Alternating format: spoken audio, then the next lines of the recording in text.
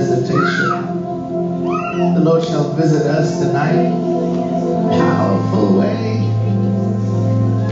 But you know where it begins though is at this place. We're not done worshiping. One day Peter and his buddies on this lake shore, cleaning their nets. Just another day. Down comes Mary's boy. Mary's boy, he hadn't been seen in about 40 days. They didn't know where he was since that weird experience when he got baptized by John. It vanished. Come back. Different. He wasn't Mary's boy anymore. So he comes and they're looking at him. And he has a crazy proposition. Deep yet very short. He says, follow me. Huh? The obvious questions, no doubt.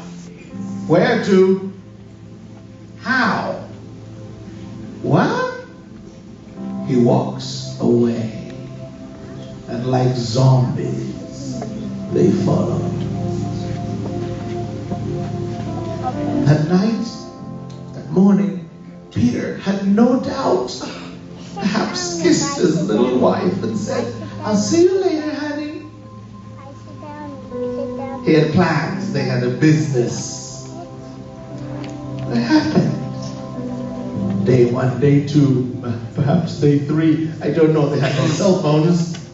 So he can't call home to say, honey, I'm not coming home, something happened. Word gets back to Peter's wife somehow. Where is he? He's with Mary's boy. Jesus, who? Which one? Jesus Christ.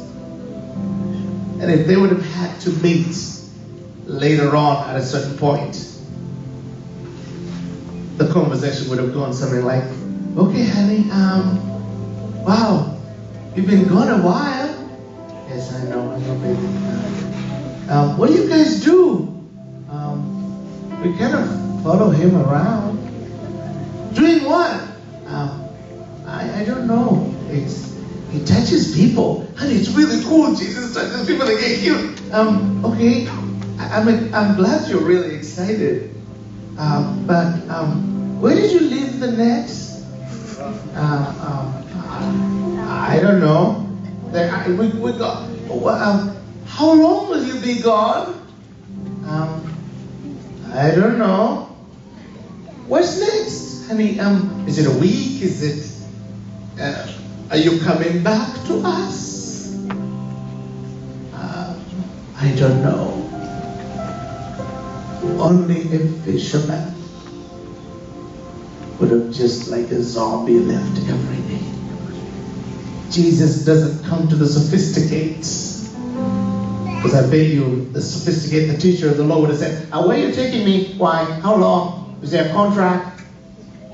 Peter just follows Jesus with his boys.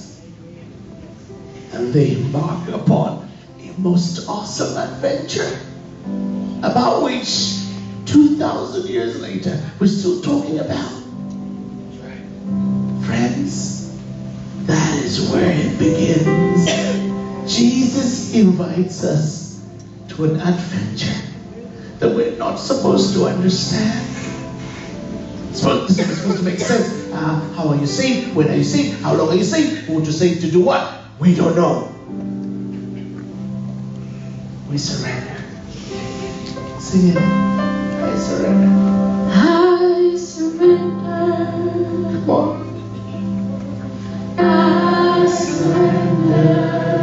Yeah.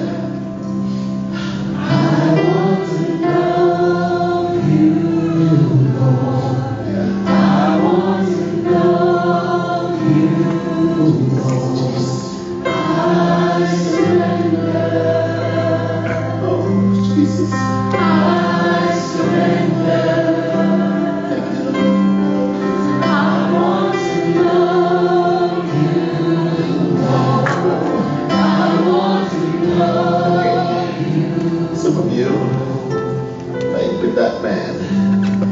burning. If it's burning, please come to the front. I don't care if you're saved or not. Maybe you never really got saved. Maybe you just responded to an impassioned message, and one thing led to another, and you're here and you kind of joined the small group, but you never quite just give it all. All of it, guys. All of it. He wants us, like fools, to just follow him. Perhaps you become sophisticated as you followed him over the years. Perhaps you're like, Jesus, I don't know. I don't understand this Jesus thing. I don't know. Lord, what are you doing with me? Perhaps you're obsessed with questions. Tonight, the Holy Ghost says, will you follow without understanding? We're going to sing this song a couple of times. If you belong up here, doesn't matter if you're a minister, you belong up here. This is where this 2 days, this today, tomorrow, this is where we begin. This is where we begin. This is where it begins. And this is where it is wrong for many of us. We just never surrender. You're having problems because you're there and you're here and you're trying to figure it out. You're trying to put it in your head. It doesn't make sense up here. It's not supposed to make sense up here. It's a heart thing. It's a heart thing. He grabs your heart. And it doesn't make sense in your mind. Sometimes for 40 years your mind is trying to catch up.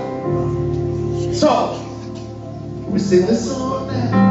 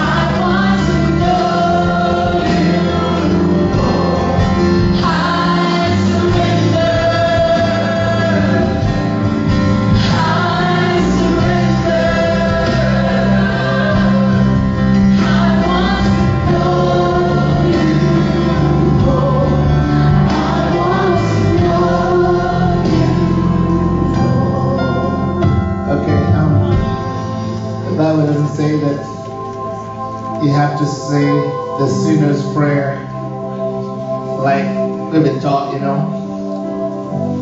You don't need to. It's a heart deal.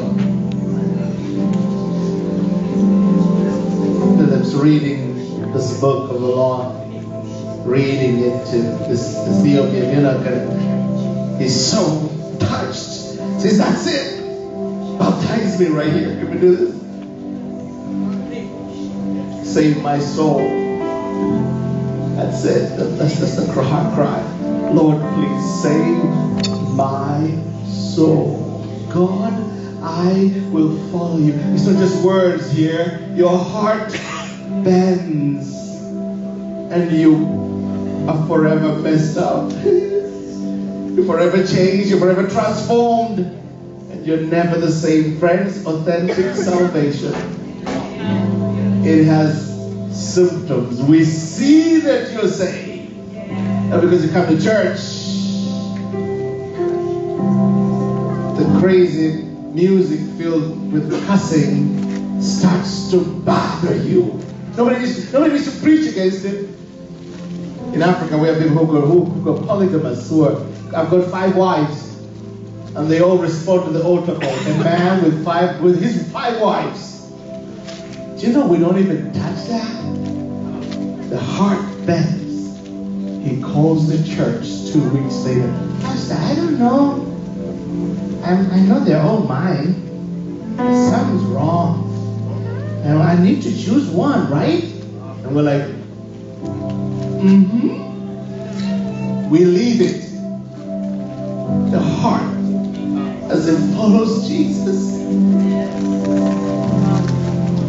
Months later, my wives and I talked.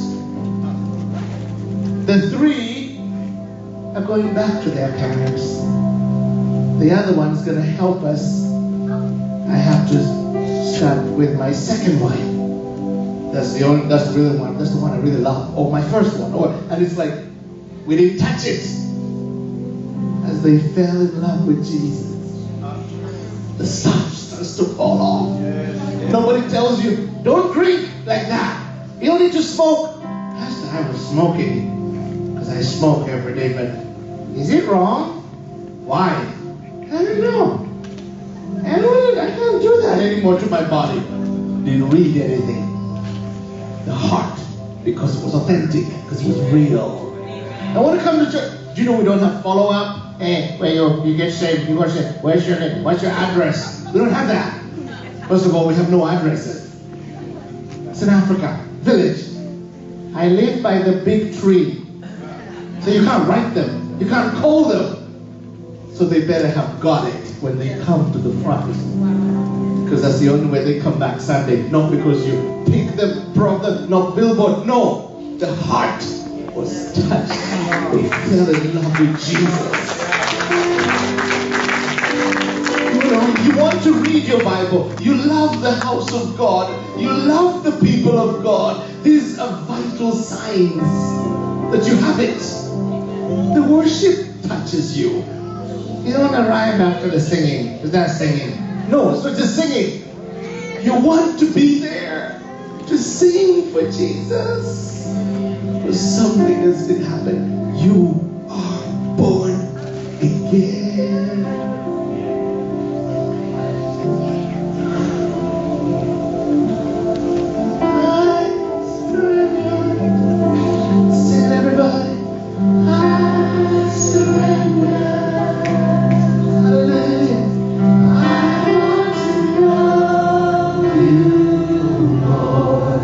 I want to know you more.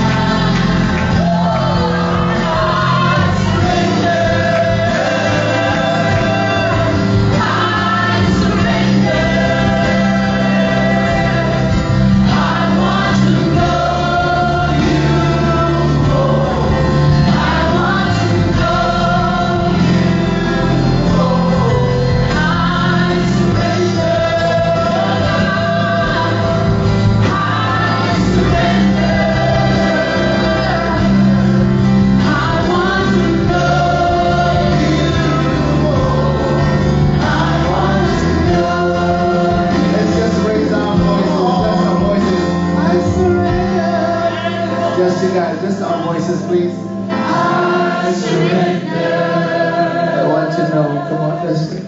I want to know you more.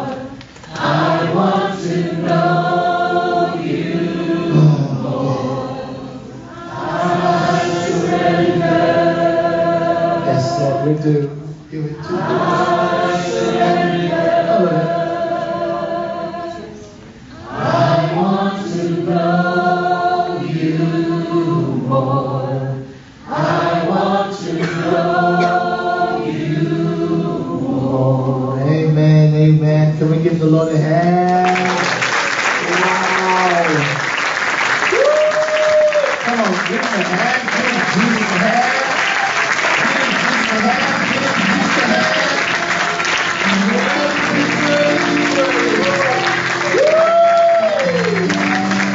Thank you, Lord. Thank you, Lord. My goodness. Wow. Thank you so much, guys, for leading us. Leading us. Amen. The glory of God is here. Jesus is here. Wow. How many already are so blessed? Already. Woo. Who said we have to wait for the preacher? And the Holy Ghost, because we come out. Okay, my name is Dennis. I come from Uganda, in Africa, Uganda, Alabama. I always want to say that, but it doesn't work. Uganda in Africa, and I was introduced to Jesus radical, Jesus crazy in a crazy way.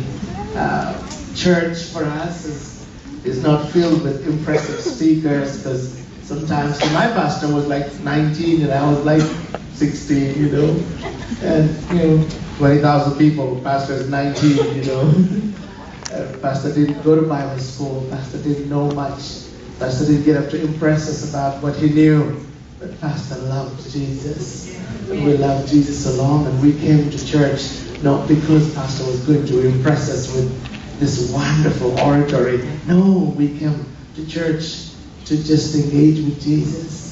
We came to do business with Jesus. Church was sometimes the only place which was happy for us. It was and all the subsequent regimes, it was bloodshed, death, it was crazy, it was miserable, low life expectancy. The life expectancy in Uganda was 37 and a half.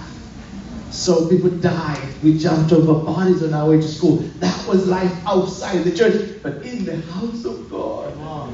Ooh, I used to go through what we call the Bath Valley.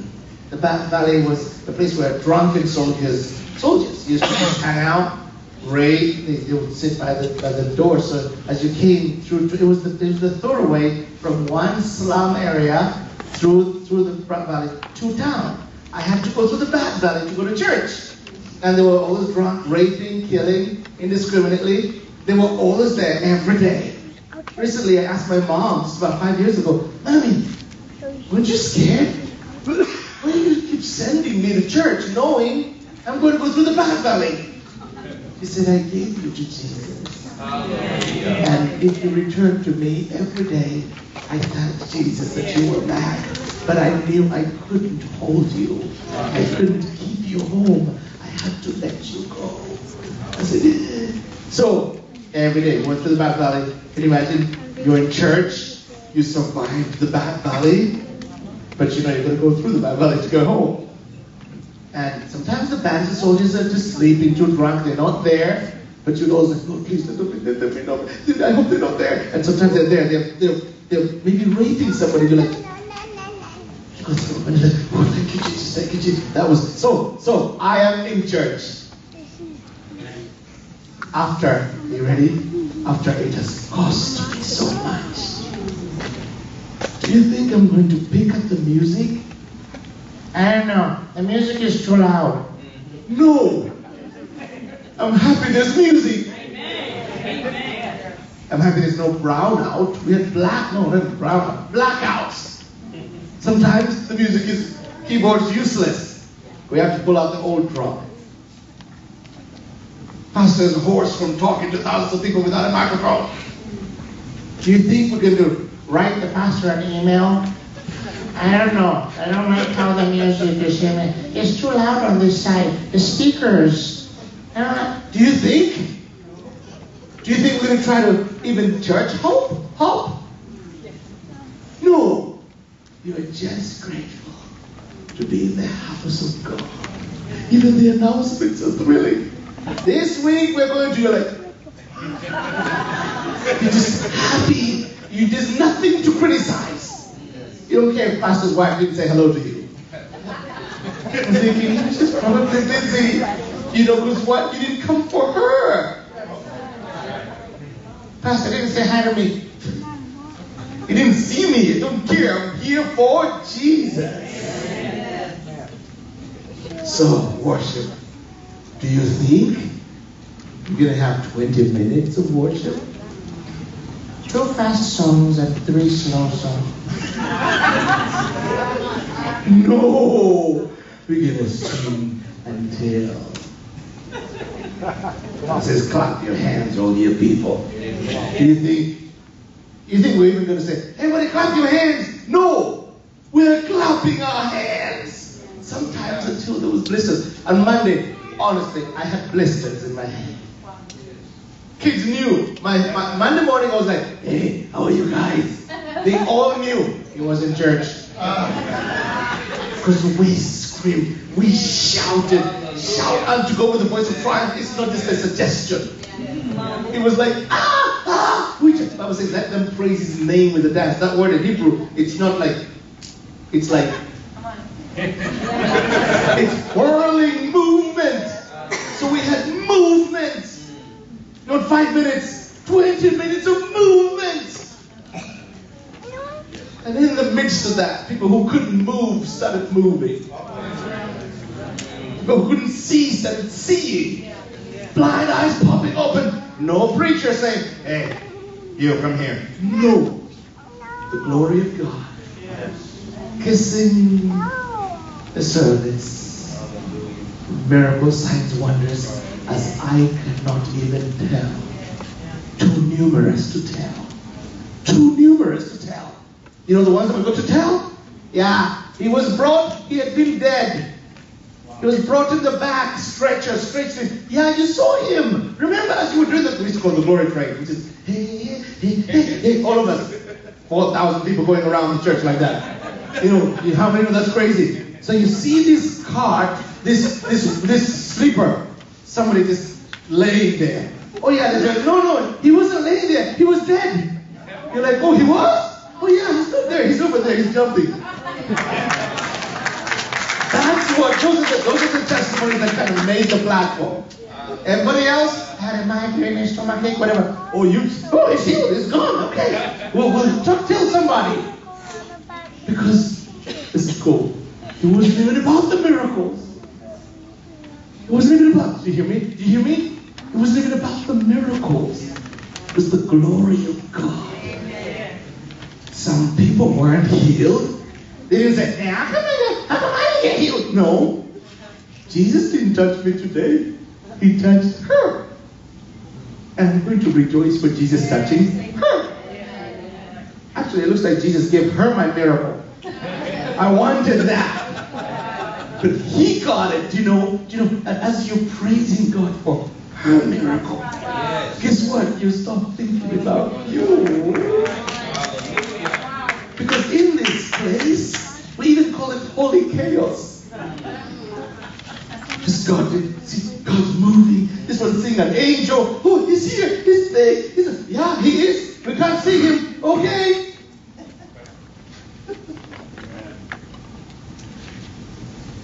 In there, the glory of God. Hearts being set ablaze. No church splits. No complaints. No message boards. None of that. But happy in the glory of God. Sometimes the preacher would preach. Sometimes the dancing would just go too long. 6 hours of just glory. Singing. And we don't have a lot of words because we don't have projectors like this. So we can't sing 6 verses. We sing 2 lines a lot. It's kind of hard. You don't have to introduce a new song with 6 verses without that. We don't have that. And I'm going to Australia, and I was talked to Darlene Check and all those guys. You guys, your songs are too wordy. We don't do that in Africa. And yeah? Oh yeah, because they're too long. We sing 2 lines. And we sit in the lyric. I surrender. I want to know you. I surrender. That's all. For 20 minutes. Isn't that boring? To the mind, but not to the soul. Because you guess what? You start thinking about the dynamics of the song. Then you're like, you sit there. God is amazing. I love you. God, I love you. God, you're amazing. God, you're good. One of my favorites was, oh, God is good. Yes, God is good. God is so good. He's so good to me. My God is good. My God is good. My God is good. He's so good to me. Hey, woo, I got. Oh no, we used to sing in Luganda. Yeah, Mulungi. Yeah, Mulungi. Yeah, Mulungi. Katonda wangi. Woo. Hey, yeah, Mulungi. Hey, yeah. I take some Americans sometimes like they lean over and say, "Are we going to change the song?" No, we're not. I said, no, we're not. Just sing. Oh, we've been saying the same thing for 20 minutes. I know. Sing. Yeah, because that's it. You know what? You want variety? Start dancing a little bit. Turn around a little bit.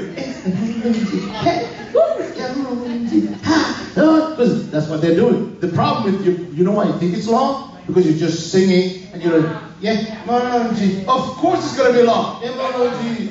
Yeah, because it's, come on. Give it like, Mononji. Mononji. Now, sometimes when you're singing, God is so good, guess what? You haven't eaten in 2 days. So then it hits you. God, I'm singing about your goodness. Not because I saw it. Not because you are. Because you're good. You're good not because I saw it. Actually, my life today has no evidence of your goodness. So my soul will go to heaven. But today, I don't have food. My daddy beat me. It was miserable out there. But now, for 20 minutes, I shall affirm that you are good even still.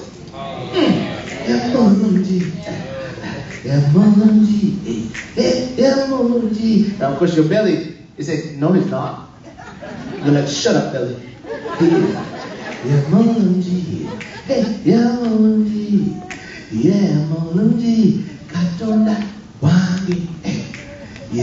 See, in Africa, we've learned to separate God from His stuff. God is good. Even though I don't have His stuff today. Even though He has more stuff than me, it's not about stuff. God is good all the time. He's good, oh. He's good. We say He's good, oh. It's African. You're like, what's the oh? Yeah, just say, it's good, oh. It's good, oh. It's good, oh. He is good. God's good. Friends, it's the height of human arrogance for you to conclude that God's not good because He didn't come by your house. You have decided, you know what, I lost my job, my husband's going crazy, and you know what, God is not good. Really? Because of your story? No. He transcends your story. It's good even still.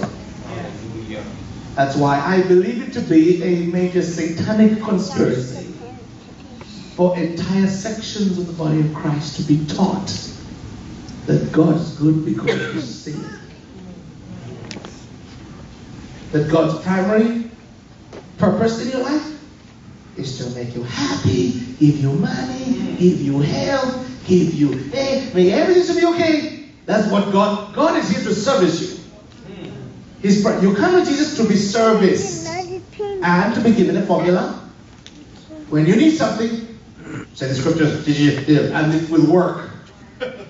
It does not. Because there comes a day, one day, some crazy day, when you're sick, and you pray and pray, and you're not healed right away. Then what? You're going to sit there. What happens when your firstborn son is killed? I see them every Sunday. Casualties of the theology that God's primary purpose is to make you happy. No. Jesus is not here to make you happy, ladies and gentlemen. He wants to be your life. It's my life that's bigger than happy. That means it's happy day, sad day, I don't care. Of course my baby is dead, I'm going to cry. But God is still good. Remember this woman. Never forget it. Service is ending. She has 2 kids. Dennis, Pastor, pray for me that I am strong. I'm like, strong? Okay, sure. Why? Yeah, well, at the beginning of this year, a disease came through my village, and in January, my firstborn died. I'm like, oh, thinking, oh, this is like April. You shouldn't be here. And then she said, well, it lingered too long, and the following month, my other child also died. So now I have 2 left, and I just want to be strong. And no matter God, I want to ask that. She's smiling. I need to be strong for them, because God is good, she said. Ooh. You don't matter God, you don't want to curse God, you don't want to get depressed, leave church. No. What's that got to do with anything? I lost my voice, but God is good even still. Hallelujah. The Lord has sent me to America. There are 22 countries, 23 countries where we have been sent. One of them is America. Tonight, I want you to listen to a voice from the land far away, Africa. A land where a lot of your forefathers died to bring us the gospel. European forefathers, they died bringing us the gospel. They died in some of our villages. Remember, our favorite couple, they were called Mama May and Mama Faye. They were from Portland, Oregon. They came and they died they had given in their wills. When we die, we don't want to be taken back to Portland. We want to be buried right here. There they are. Mama May, Mama Faye gave their lives. Because of them, missionaries like them, I came to Jesus. I was introduced to a Jesus who was, whoa, power. Jesus didn't make sense to me. He didn't have to make sense to me. I got saved and it was like incredible. Whoa, all I wanted was peace. He gave it to me. In the midst of the war and the bullets, I was like, I couldn't stop smiling. That's 37 years ago. I haven't stopped smiling. I remember when I first tried to persuade my Muslim friends. Why are you happy? I'm like, oh yeah, I'll tell you. Because of Jesus. Who's that? I'm like, oh, you sit down. And they all gathered around me. They wanted to hear about Jesus. And I said, okay. I'm like, thank you, Lord. So I began to explain. A long time ago, God loved the world. They're like, what? I lost them right there. Because in our tribes, gods don't love, gods hate, gods are furious and mad. They kill everything unless you sacrifice to them. So they said, Dennis, come on, God love? What is that? I said, it's okay. Shh. I'm thinking, oh, I'm in trouble. This is fun. Easy. Okay, God loved the world, and then what he did is he gave his only son to die for the world. I lost them again. Because in my tribe, if you have one son, he's your future. You don't give your son. So, in fact, one of them said, hey, wait, that's a weak God. He's weak. What's wrong with him? He gives his son for strangers? I said, I know. I thought we were going to leave. But they stayed. And now his son, he died. And so I'm thinking, what's the story again? Because I didn't know much. I didn't know much up here. I knew a lot here. So, what was it? So, his son, he died, and then he rose again. I lost him again. What do you mean he rose? I thought you said he died. I said, yeah, he died. And then he rose. They're like, now I'm telling the story. I'm thinking, the story is ridiculous, actually. They're right. They are right. This story is crazy. And I'm thinking, oh God, where am I going with this? So, I said, now he rose again, and he wept. They're like, oh, so is that why you're happy? I said, no, that's not it. You see, this son, he is here right now. And they're like, huh? Now you're crazy. Now they wanted to leave. I said, no, wait. He's here. And he wants to, the clincher. And he wants to come into your life. Huh? How? I'm like, I don't know. Just close your eyes. I'm thinking they're going to just bolt, but they're like, close their eyes. Because they wanted to know why I'm peaceful when there's death all around. And they thought maybe there's some witchcraft thing. Let's just close our eyes. I said, well, Jesus is here. You understand the story? I said, yeah. Do you want Jesus? Yeah, sure. Pray. I'm not looking at them. I'm thinking they're going to just, and they begin to pray with me. And I opened my eye, and there's a tear. And there's another tear. And I'm thinking, okay, it's happening. So I'm thinking, how does this story? Of course, when we open our eyes, they're like, okay, what now? You need to come to church with me. and today some of them are preachers.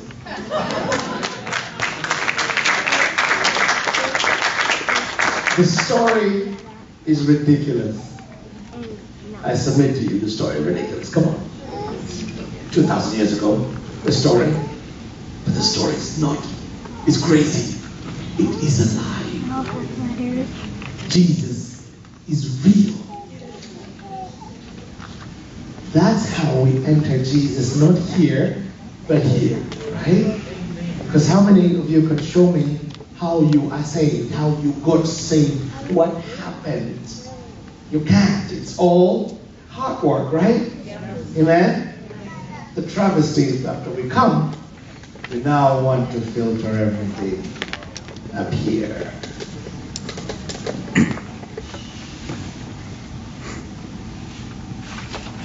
And we got it. We started traveling. God healing, raising the dead. Incredible miracles, signs, wonders in the midst of death and depression, in the midst of chaos. Jesus was lifted up high, high, high. And he sent us now to come back to you. See, I am as fruit with the seed sown by your forefathers to come to tell you that unfortunately you have lost what you brought to us. This is not what you brought to us. You didn't bring us a sanitized, nice little wimpy, smart, clean Jesus. Jesus was radical. He radicalizes us. Jesus caused us to choose between our families. Jesus lit us up on fire. Jesus became our obsession. We loved him like crazy. You want a sanitized Jesus. You want a Jesus who's nice and preppy, that you get to engage with in about 90 minutes on Sunday. Out of 168 hours a week, you want 90 minutes to Jesus.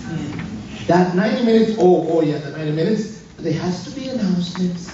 There has to be some 20 minutes of singing. There has to dismiss the kids. The pastor has to preach for 38 minutes. Must preach for 38 minutes at least. And then there's 2 minutes of silence. In the 2 minutes of silence, that's where you want God to move. Because everything else, you control everything. Today, pastors have sermon planning meetings that they plan their sermons 6 months out. I know some of the bigger, I bump into them. They're like, oh yeah, I play golf because everything's done. I've got a sermon preparation team that comes in. So why don't we just play golf and wait? Just practice the sermon that's kind of scheduled for me, and I'm good. I've memorized a little bit. I'm good. Really? You know what you're going to preach on August 24th? Yeah, it's all scheduled. And then they say, but Dennis, can you pray that God would move in America? Wait. When move how? In the 2 minutes? Because everything else you kind of have planned it out. Now, I'm not against preparation, of course. But come on. Like what Pastor Gary said, if you want a 1.5 hour experience tonight, they don't even call them services. They call them experiences. Because service is too churchy. It turns people away. I went to a certain church, they said, pastor said, guys, you love me, right? Can I just help you? Can you not, for the sake of those who are coming to our experience for the first time, will you not bring your Bibles? Because it offends them. We want them to kind of feel happy in the service, in our experience. So see, we've got the lyrics up, the words up there, the scripture. You don't need to bring your Bible. Just come. They'll come and we'll service you. That's what you have. I know some of you are mad at me. But it's okay. I don't care really. I came as a prophet to this country. Prophet doesn't mean words of knowledge, no. Prophet, to prophesy means to announce. I come to announce to this church, the church of Jesus, the beloved church of Jesus in America. First of all, God's not like, hey, no, He loves you. Yeah, He's not after you, He loves you. But come on. Take him out of the box for you. Smash those boxes. So what if the service, some of the problems is some of the I know some pastor who just decided, you know what? He had church was growing, he had 3 services on Sunday. He says, I am done. 1 service. That's it. If we have to go to 2, let's plant another church somewhere else. But I'm not going to cut the thing to 90 minutes just because.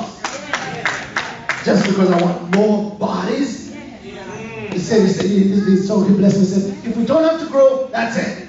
Because we don't need to grow. But we need to come get fired up, have a real authentic experience. If somebody says, I want to be baptized, let's open the thing. Don't say, can you please register with the baptismal class? So 8 weeks from now. No, why? Can I get people with the Holy Ghost? Sure, come. Say, it takes too long. Hey, let's sing another song. Let's Let's. Do you know what we're seeing up here? Out there? I call it the other world. Which by the way is bigger now. 70% of the body of Christ is out there, not here. That's why we want you guys to come with us to Africa. I want at some point. You need to see what God's doing in the nations. You're going to cry. It is amazing. Sometimes the offering. You know how we can't like pass offering basket because there's thousands of people, and so sometimes we don't pass baskets because sometimes they don't come back. So what we do, we put them up here, and can you imagine thousands of people coming up here? How many know that's not 5 minutes? And we have in our culture, like the book of Leviticus, no man shall come to the Lord empty-handed, because we're coming to the King of Kings. You don't show up without an offering. We don't even need to preach it. We don't need to go, yeah, you need to tithe. Yeah. No. Just teach kingdom. This is the kingdom of God. The king is in the house. He's blessed me. It is natural to say, oh, I'm going to see the king. I gotta take something. We don't need to get crazy like that over any of that. So they come and we give it. Boom. You come and you give, and we're dancing, of course. Any reason to dance because we're African. We dance. And sometimes that goes crazy. And you have 3 hours. Because people then begin to go to each other and say, what do you need? I have 2 shirts. You need 1, right? Where do you live? I'll bring it to you. And they go away dancing. What do you need? Oh, you need a chair? Oh, you just moved. I have no bed. I have no bed. Hey, brother has no bed. Because the spirit of giving goes. And guess what? No preaching. Preacher, he gives his sermon. Or maybe next week. Imagine that person. What happened? What did you guys do in church today? We just gave. For 3 hours? Yeah. Because we have smashed the boxing. Smashed the boxing. God's amazing. He wants to do adventure with you. He wants to do adventure with you. He wants to touch you. He wants to use you. And you don't have to be special to be used. You don't have to be trained to be used. Oh, that's a big one. Let me say it again. Oh, some of y'all are just thinking, ooh. You don't have to be trained to do this. The most. We go to Iran, we go to Iraq, we go to these countries where, you know what we find? The less educated, the less trained the believers are, the more stories of encounters of Jesus that they have. The more stories. The more heady you are, the more you filter everything. And where is that in the Bible? Do you know that some things are not in the Bible? Oh, that's also right. Push it back. I feel it. What do you mean everything's in the Bible? No, it's not. Really? No. God is doing things that are not in the Bible. Oh my God, how could you even say that? Yes. I was in a service. We were in a service. We go to this church. We're going in September. It's the largest Persian church in all of Europe. It's in Sweden. All these Afghans and Yemenis and whatever. In that service, at any one time, there's about 40 people who saw Jesus the previous night. They're shaking in their seats because they're not Christians. They've been seeing him in a dream every night. He comes, he's so, they describe it as the kindest, most scariest face. So how do the two work? I don't know. And they say, he has holes in his hands. They don't know him. This man who comes to my dream every night with holes in his hands and tells me, go to that building. So, we're preaching. And he's over there, he's like shaking. He's scared. Why are you scared? This is the only way I can stop the dream. He comes to me every day. Why? Who? This man. Is it Jesus? Jesus? I don't know. Okay. It is Jesus. Yeah, but he has holes in his hands. You're like, oh. The story. Here's why he has holes in his hands. Those holes are for you. And you see him, Iranian man was going, he's crying. Okay. I want Jesus. Show me that in the Bible. It's not there. Because the book of Acts, chapter 28, has no ending. The Acts of the Apostles are still continuing. God is still working incredible things in Africa. Sometimes droughts come. Everything is brown except the patches of the Christians. They're green. The whole village, all this Muslim, everybody comes. What do you do? I don't know. I just go to church. I love Jesus. What? Yes. Show me that in the Bible. It's not. And you know what they say? Do you know who's doing this? That's a sign and a wonder. Do you know what this is? It's Jesus. Does Jesus want to does Jesus care about your green grass? No. But to give himself glory. And that becomes an entryway for these non-believers. Incredible things are happening. Incredible things are happening. And my plea to you, guys, do you just want to hear my stories? Do you want to make your own stories? Do you just want to hear my stories? I've got a ton of them. But do you want to write your story? I'm going to tell your story.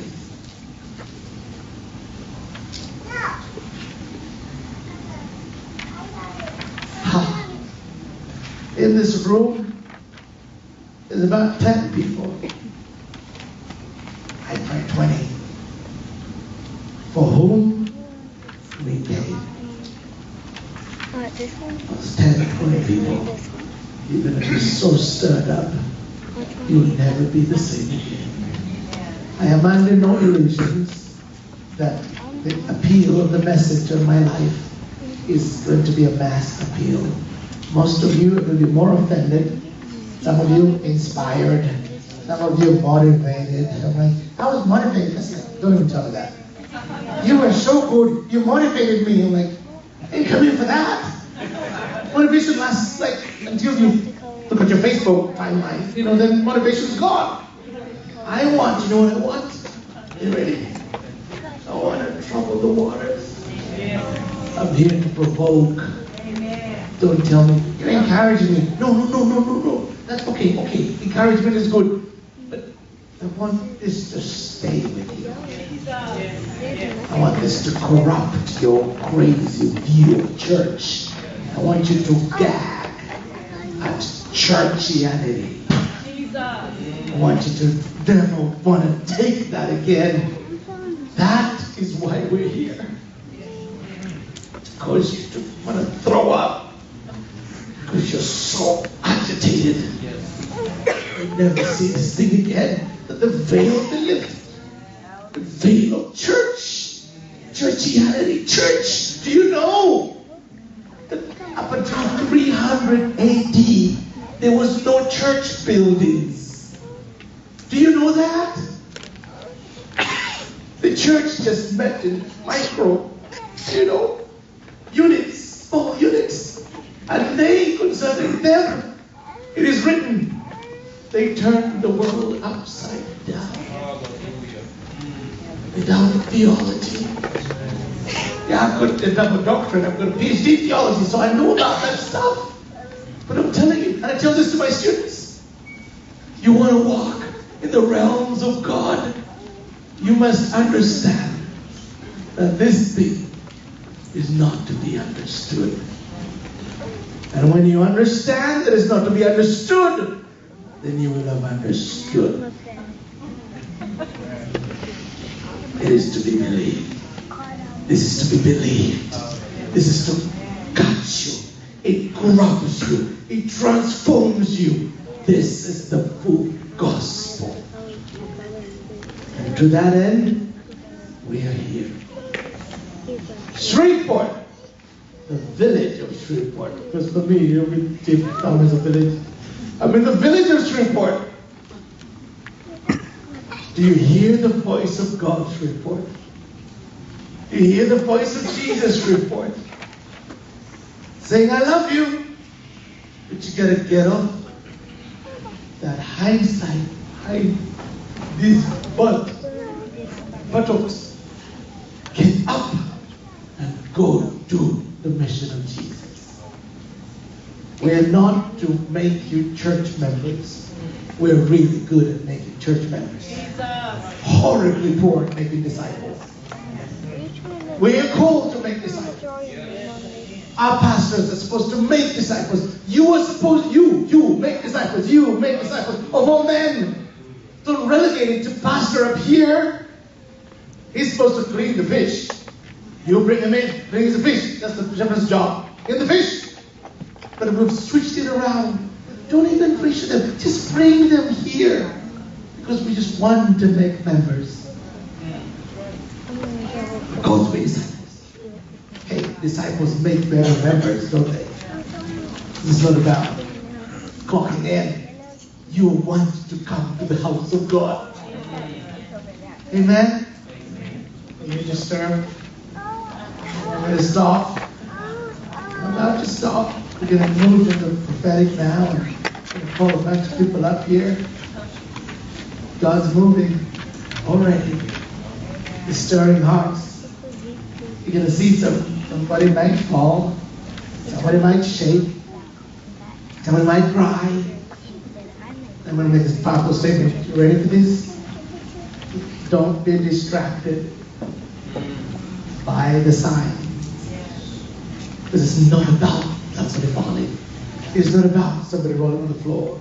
It's not about somebody shaking. It's about a heart encounter. God wants to, in your face, change you. A collision with Him that will leave you different. A manifestation wears out. When you fall down, you're going to get up. Then what? Amen? But the glory of God is powerful here. So strong. Somebody's probably going to be like, "Poo-doo." What's that? You call it being slain in the spirit. We don't. We just call it collapsing. What happened? He collapsed. You don't get it sophisticated like slain in the spirit. First time I heard that, I was like, slain? Slain is a bad word. Why would God slay me? Number one. Number two, slain in the spirit. That's not in the spirit, that's in the flesh. Why don't we say slain in the flesh?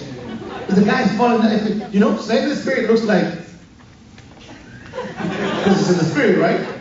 You can't see me, so here, I'm slain. Because you can't see. Slain in the flesh is, yeah, that makes more sense. So we don't even say slain. We say, he collapsed. I've seen thousands of people collapse. Why? What's that? I don't know. Why are they collapsing? I don't know. Am I going to write about a book about collapsing? No, that's not my business. Yeah, the dynamics, how do you get slain? I'm thinking, some of these books, I'm like, why do you write about that? Why are you trying to explain things that we don't even cause? Jesus. That's why we get into trouble. You know why people shake? People shake because the glory of God comes and it causes trembling dead down in you. Like, shut up. Let God move, do what He wants. And let me tell you ready for this? The most common manifestation of the glory of God, are you ready? Is nothing. Most people feel absolutely nothing. And here we are, observers saying, yeah, God really moved because, somebody's lying on the floor. Somebody's there shaking. Yeah, God moved in 1, 2, 3. 8 people were touched. What? That's what you could see. Most of what God has already started doing tonight, we can't see. God started when the first note was played. When my brother played, God began to stir hearts. Do heart work. Remember, that's what's important, right? Amen. But as humans, we get sidetracked by what we see. Power of God's here. The glory of God's here. Come here. Glory of God's here.